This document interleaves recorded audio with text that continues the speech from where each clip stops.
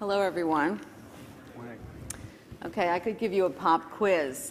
How many people are in jail over a course of a year? If you know that it's 11.6 million, raise your hand. I am going to go over some of the information that you've heard before. I'm going to ask about 4 questions. I want to get through 4 questions. For those of you preparing for Passover, this will help you. Okay, so number 1, I want to talk about who's in jail. Number 2, what's the health insurance coverage situation now for people in jail? And when I say now, I do mean sort of, prior to health reform. 3rd question, how will the ACA change that situation? And then finally, what does this mean in terms of enrollment in Medicaid and the private insurance marketplaces? So in terms of the first question, who's in jail? We've heard a lot about the characteristics and the size of the jail population. But in 2012, 11.6 million people were admitted to jail. Some of them had multiple admissions, so there are around 10 to 11 million unique individuals who spend some time in jail over the course of a year. And as you heard, most jail stays are very short. Jails turn over their whole populations on average. 62% of their populations turn over on a weekly basis. And that's really a relevant point for those attempts, interventions within the jail to really stabilize individuals, get them some of the medication services they need, and then to deal with about 1/3 of the people who are in jail for a much longer period of time. Who's in jail? If you had to answer the question, short answer, poor adult men who have a history of mental illness, substance abuse, or both. And we've heard a lot about that. So about 7 out of 8 inmates are male. Though the number of female inmates in jail had been rising, it seems to be leveling off. Likewise, the total number of admissions in jails seems to have dropped a little bit over the last year or 2. We don't know whether that's an increasing, that's a trend that will stick, or whether that's a blip. So, and it's also important to note that minorities are disproportionately represented in the jail population, with staggeringly high rates among young black men. We've talked about the prevalence of mental illness. Between 2/3 and 3/4 of people in jail have had some history of mental health problems, and a similar amount have substance abuse problems, and some of those very serious. So let me get into a little bit more detail about what's the health insurance coverage situation now for people in jail, because we've been talking about the difference between the world pre-reform and now the ACA opportunities. So let me get into a little bit more detail. So as you all know, jails really are local institutions. Cities, counties, mostly counties, and other localities typically own jails, and they are responsible for providing health care while people are in the jail. And usually, not always, but usually these are under private contracting arrangements with private jail health providers.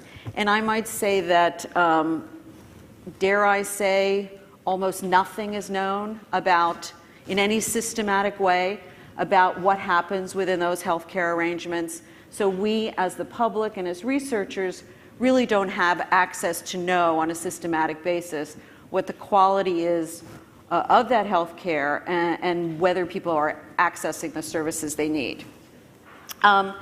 The healthcare system that people receive in jail seems to swing up just about as far as any pendulum could. We hear stories of really comprehensive, high-quality care, and we hear stories about care that's absolutely abysmal. And the issue of health insurance coverage is really quite an interesting one. The work that I do, the work that many of us do, we concentrate on insurance as not the be-all and end-all, but certainly the facilitator, the access facilitator to get health services. It's really the way to get the health care that you need. But in reality, health insurance is kind of irrelevant to jail people, okay? When you're in jail, it really doesn't matter whether you're insured, because health care is the responsibility of the jail system. The relevance of coverage for jail-involved individuals is all about continuity of care in the community before a jail stay, to get people the services that they need to potentially avoid problems, and after a jail stay so that they can join or rejoin a medical home that can address a range of needs: primary care, specialty care, pharmacy, mental health services, treatment for substance abuse. But people in jail have the same problems that every single person in this room has. They need primary care services. They have chronic conditions. They have diabetes or asthma at higher rates. But they have the same range of health problems that everybody else needs, so they need access to a medical home.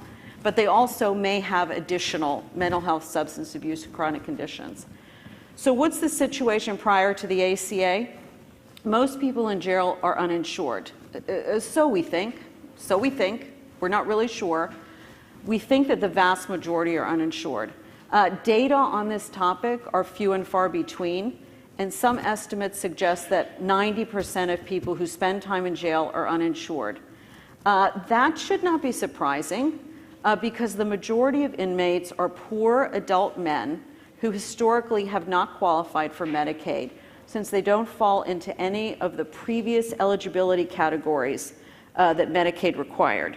And so we have in Dr. Summers, one of the national experts in Medicaid. He can give you the real big nuances of any aspect of Medicaid, but I will just tell any of you who are not really familiar with the Medicaid program, it is a federal-state partnership. There are 50 different Medicaid programs, plus the district has a Medicaid, programs differ by states, and there are certain eligibility requirements that include income and also categorical membership into certain groups.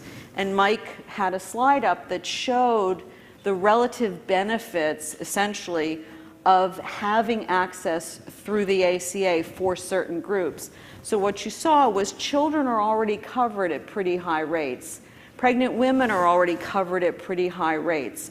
Where you saw virtually nothing was adults without dependent children. And that's exactly where there's an intersection between people who are in jail and people who will be newly eligible for Medicaid. People in jail also historically have had difficulty getting private coverage, either because they work in jobs prior to being in jail, they worked in jobs that didn't offer health insurance, or it was out of their reach because of the price. And people in jail do not receive services paid by Medicaid, even if they're eligible for the program. Although Medicaid and Medicare always have covered people who have been in jail, there's no prohibition against covering someone who has been in jail or prison. Medicaid doesn't provide coverage or payment for people while incarcerated. So some people could have come into jail covered by Medicaid, but we heard this before, jails, often counties would terminate Medicaid coverage, although they have an option to suspend that coverage. So terminating, rather suspending, has some real implications. If you terminate someone's coverage while they're in jail, when they get out, they have to do the whole start from scratch process of re-enrolling, creating even greater discontinuities in care, difficulty accessing really important services, and we've heard about the risk period right after someone is released into the community that is so counterproductive for really finding good, accessible health care. So some states, and with guidance now for CMS encouraging this, some states suspend rather than terminate Medicaid benefits while someone's in jail. And of course, if someone's in jail for a few days, it is unlikely that their coverage is that the system is going to get to the point where they're going to terminate coverage. This is really more relevant for people who spend a little more time in jail. So states can decide to suspend coverage, which has two big benefits. One is that the person doesn't need to re-enroll once released. So they just have their enrollment reactivated. The second benefit is that if someone in jail needs to be hospitalized, outside of the jail, their Medicaid enrollment can be, immediately triggered, and that stay, if it's an, overnight stay, can be covered by the Medicaid program. So how will the ACA change that situation? We've heard the term game changer. I really think that's true. It's a whole new ball game right now. Because the majority of people in jail are poor adults, they'll be able to take advantage of new coverage and benefits, just like everybody else. So there's nothing special about the ACA for jail-involved people. They just happen to be the core group that has been traditionally left out of coverage for all of these years. So by removing its historical categorical requirements, Medicaid opens up coverage to people up to 130% of poverty. 25 states and the District of Columbia are already moving forward with a Medicaid expansion. In non-expansion states, opportunities for coverage will obviously be more limited. And jail-involved individuals in all the states may be able to get health insurance through private marketplaces, and many will benefit from premium subsidies. The ACA does address coverage of people incarcerated pending disposition. So you heard earlier, about 62% of people who are in jail have not been convicted. They're in jail pending disposition, and the ACA makes a distinction between that group and others in jail who have had a conviction. Under the ACA, coverage in the marketplace terminates immediately upon incarceration, except for the group that's pending disposition. So that means that people in jail covered in the marketplace could potentially retain coverage up to the point of conviction, but in practice, health plans will most certainly exclude these beneficiaries from coverage and payment while they're incarcerated, because that is the common practice now, and there's nothing in the ACA that specifically precludes that. I'm not going to, also the ACA coverage of essential benefits, including substance abuse and mental illness, is also a revolutionary, important, time has come issue, and will help everybody, including people who have spent time in jail. Let me get to the fourth question, which is, what does this actually mean in terms of enrollment? So we estimated, Sarah Rosenbaum, my co-author, and I estimated that about 25 to 30% of people released from jails could enroll in Medicaid in expansion states, and about 20% could enroll in a marketplace health plan. So what this means is about 1 of 6 new Medicaid enrollees and nearly 1 in 10 marketplace enrollees will be people with a jail stay. Is Allison Queller here?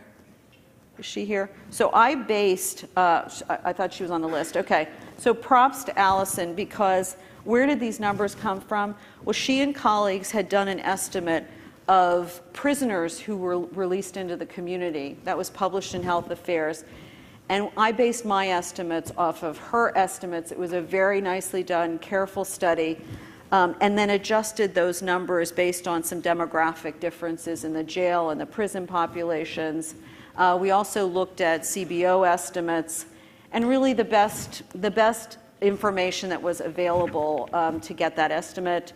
What those numbers mean is overall about 4 million jail-involved individuals will get access to health insurance as a result of the ACA in the short term. So in the next couple of years. There are other estimates in the out years when more and more people enroll in health insurance expansions, and those numbers may change as more states come on for Medicaid expansions. So I want to close with 3 points. Do I have just a couple more? 1 minute. Okay, number one, the jail-involved population is really a hard-to-reach group, and that it is sort of the, I don't know, the sweet spot, I guess, of where, if from a policy perspective, you want to enroll people in health insurance who are high cost and high need, and who have been held out of health insurance before. So this is really where there's a lot of opportunity, but it's not going to be easy. We don't really know a lot about enrolling this group in health insurance. So I'm going to leave it at that. Second, the ACA is really about care before and after jail. It isn't about care in jail. And I think we need to remember that that is not an area that we should not pay attention to. We need to look at healthcare in jail and bridge those gaps before you get to jail, after you get out of jail, to have that continuous, stable healthcare arrangement. And number three, it was astounding to me as I do this work how little we know about people in jail, how little we know about people back in the community who've been in jail. Most of the data is from a 2002 survey that was a self-reported survey of a lot of things, including some health information. So I think we need to really concentrate on improving the information we have about this population. Thanks.